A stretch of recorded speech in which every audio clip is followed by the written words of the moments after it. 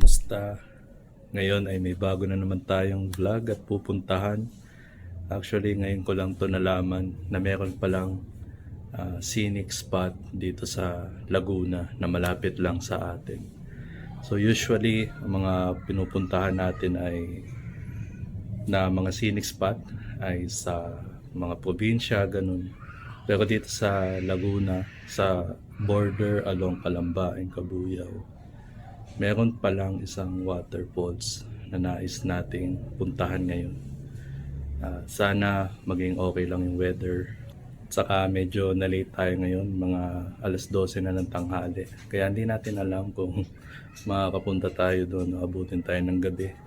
Huwag mo nang subukan, boy. Di rin ito natuloy. Anong oras na rin kasi at umuulan-ulan pa. Pumunta na lang ako ng Kabuyaw para kitain ng aking kaibigan. So, ang dala ko lang ay 200 pesos. Saka sira pa yung shifter ko. Kaya medyo duda ako dito sa journey natin. Pero tutuloy pa din natin yan. Hindi nga natuloy. PJ, sama ba? Ay, ano ba? Tuloy ba? Maagaw eh. Pwede naman. Tama ka. Sama. Sama. Ito si PJ, isa sa dalawa kong kaibigan. Apat kung bibilangin yung isa kong kaklase na di na nagparamdam at yung isa sa Discord. Maraming kwento na kadalasan ay tungkol sa pera dahil isa siyang trader. Ang sabi ni Idol sa ano na lang kami sa may Baclaran, may lake din doon na pwede natin tingnan. Ano sabi mo? Ayos. So, bike check muna tayo. Ito ang bike ng friend ko. So, isa siyang electric bike na medyo maliit. Tapos yung gulong pang motor. Ano na yung mga binago mo dito? Ano?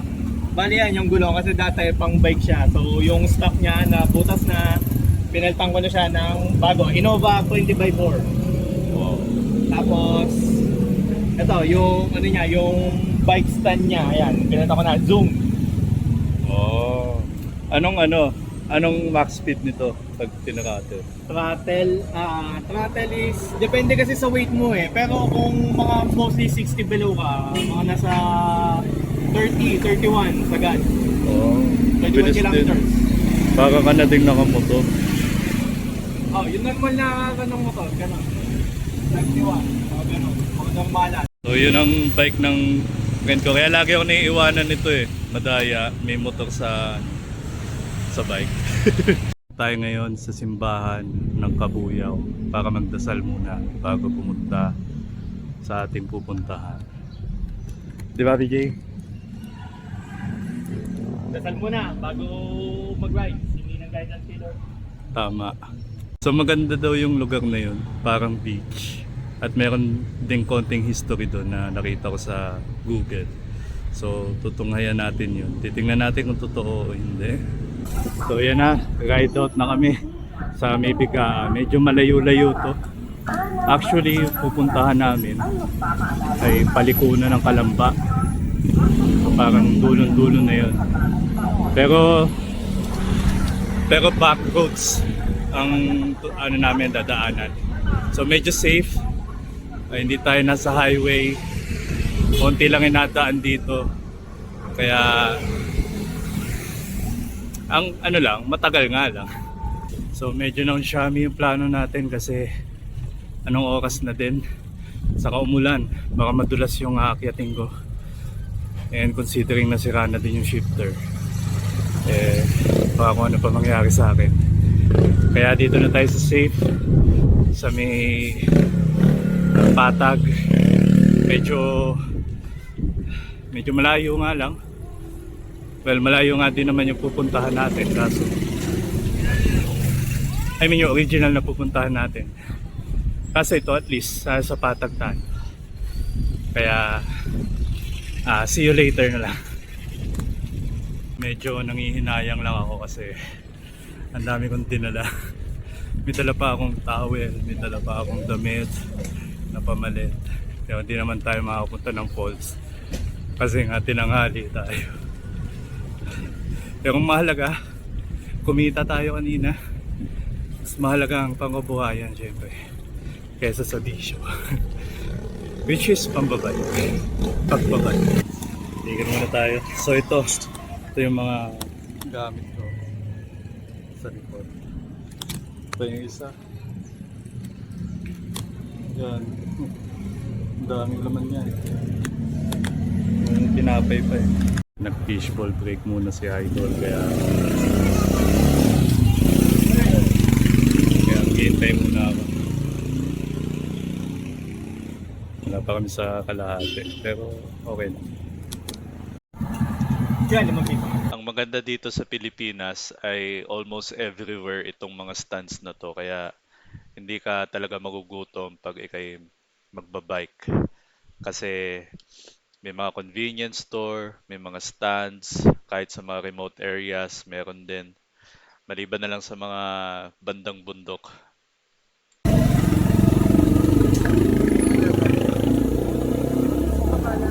Oh, fishball muna. Try Fishball. muna. Okay tayo, patay ang shifter natin.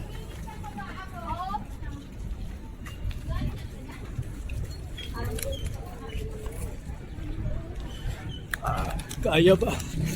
Mukhang hindi kakayanin. Ayan, kaya naman. Kaya na mag-focus. So yun lang yung medyo tricky section doon. Ito lang ang pangit dito. Medyo masikip. Kaya mabibigla ka na lang talaga minsan. Pero buti na lang. Nakaya natin yung ahon kanina. Yun lang yung pinaka-ahon dito sa part na to.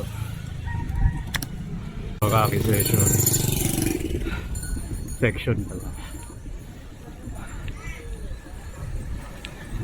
Malayo-layo pa tayo sa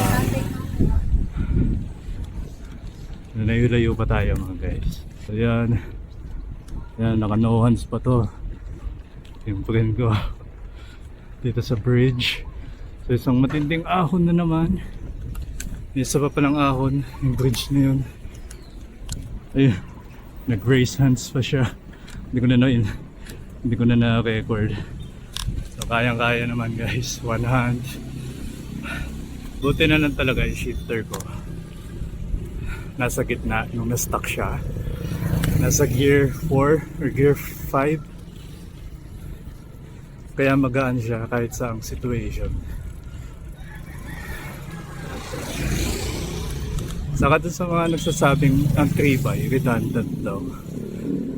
Actually, maganda nga itong redundant kasi kahit bumigay itong isang shifter mo, at least masiship mo pa din yung harap mo. And ang 3x, ang dami mo pwedeng gawin sa 3x. Pag nilipat mo sa 1, gagaan lalo. Currently nasa 2 ako, medyo magaan pa. So pag gusto mong mag-sprint, 3. So kahit sira yung shifter ko, at least may dalawa pa akong gear options. Kaya hindi ko alam kung bakit na-face out na yung mga 3x. Kasi napaka-useful na madami kang options. Lalo na pag nag-tour ka. Yan ang tinatawag na famous last words kasi nung nag-shift ako sa 3, sa kalagitnaan ng paglalakbay ay na-stuck yung front derailleur dun sa gulong. So tumutusok siya. Nagpanik ako pero nagawa naman ng paraan. Nawala lang sa ayos yung FD. Kaya hindi na ako nag-shift after that. Na-trauma na. Guys, you wouldn't believe the view here. Ang ganda. Mga aso pa. Nandun yung bundok, makiling. Medyo cloudy. Mapatunga lang ang daan. Kaya medyo maalog. Oh,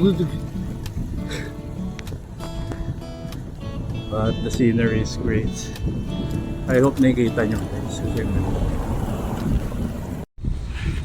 So I was going on about na mas maganda yung 3x kanina. Well, maganda nga, pero make sure na maayos yung pagkakatono ng derailleurs mo kasi parang nagkakapahamak nyo ba. Virtually, parang na ako naka-fix ngayon kasi sobrang hindi na siya nagagalaw.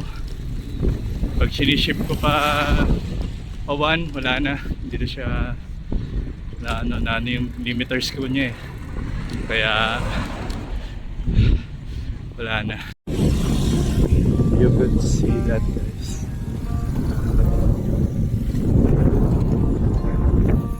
Ito din sa gilid. You wouldn't believe na nasa Cabuyao, Laguna ka pa din. Para siyang probinsya. Technically, probinsya pa din naman ng Laguna. But see this, hindi mo to makikita madalas sa sa Laguna. Break muna tayo, courtesy of PJ. Yung tayong buko. Pangit pag dadaan-daan ka sa mga ganito, medyo matagal talaga. Kaya mapapainom ka.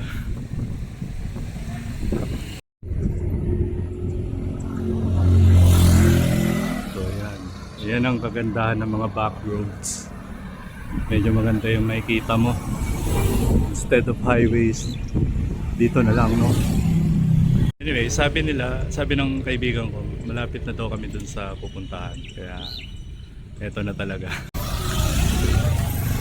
At yun na ang ating destination.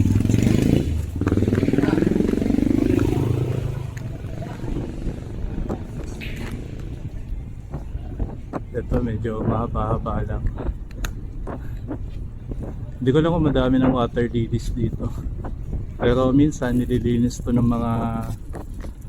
mga volunteers sa barangay or padyata.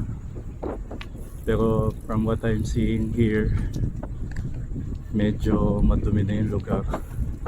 Kung may ginagawang construction. So yan, so ito na yun.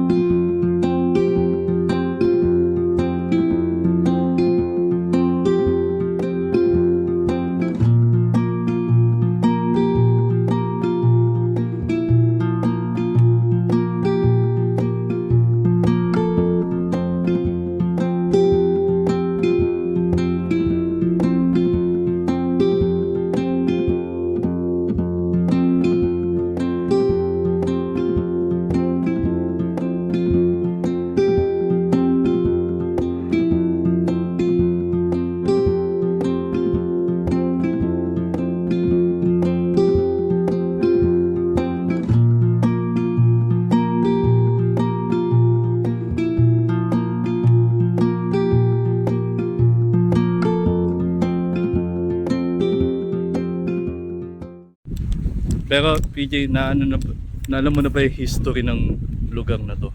Hindi pa nga eh. Ano bang history? Hindi ko din alam.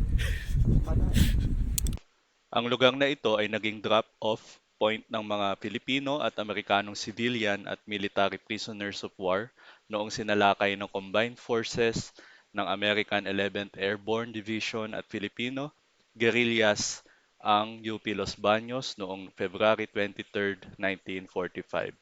Naging matagumpay ito at napalaya nila ang higit 2,000 na preso.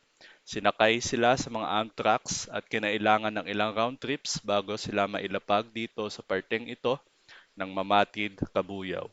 Bagamat matagumpay ang operasyon, hindi naging maganda ang kinahinatnan ng mga residente ng Los Baños na hindi naabutan ng abiso ng mga gerilya na lumikas na. Noong bumalik sa Los Baños ang tenyente na si Sadaaki Konishi at ang kanyang mga sundalo, hindi nila napigilang ibunto ang kanilang galit sa mga residente. Pinagpapatay nila ang mahigit kumulang na 1,500 na residente at sinunog ang kanilang mga bahay bilang isang act of reprisal o paghihiganti sa pagsalakay ng mga Amerikano at Pilipino. Picture doon na ilalagay ko na lang dito. na noong World War II, black and white pa. So, kung ikukumpara, medyo wala namang nagbago masyado. So sa tingin mo, VJ, totoo ba yun? O chismis lang? Kasi sa Facebook lang yun nakita eh. Mahirap sabihin kasi eh. Wala kasing, kumbaga, wala tayong, kumbaga kahit man lang yung nabuhay nung panahon na yun, na taga dito, na pwedeng magpatunay ba? Kaya nga. Pero yung view, di ba, malapit lang yung bundok dito. Lupa ba to dati, yung mga water lily na yan? Meron dito, patag na no. Yan, ito, parang ganito, pero extended. Ngayon lang yung may water lily lang dito. Pero, Oo. Sa tingin ko nga din, parang yun nga yung picture na yun, kaso natabo na lang ng water lily, kaya medyo iba. kaya hindi rin masabi. Totoo naman ang sinabi nito ni PJ. Wala na sigurong tao na nabubuhay pa na nakaranas nitong pangyayari. Mahirap din i-verify kasi di ito tinuro sa ating mga eskwelahan. Siguro ang impormasyon na ito ay nakapaloob lamang sa mga museo ng Los Baños, kaya konti lang ang nakakaalam. Di man na maganda ang lugar na ito at napapalibutan man ng water lilies, nabaon man sa limot, hindi may pagkakaila na ang mga buhangin na kinatayuan ko ay saksi sa tuluyang paglaya ng higit 2,000 na Filipino at Amerikano mula sa kamay ng mga malulupit na Hapon.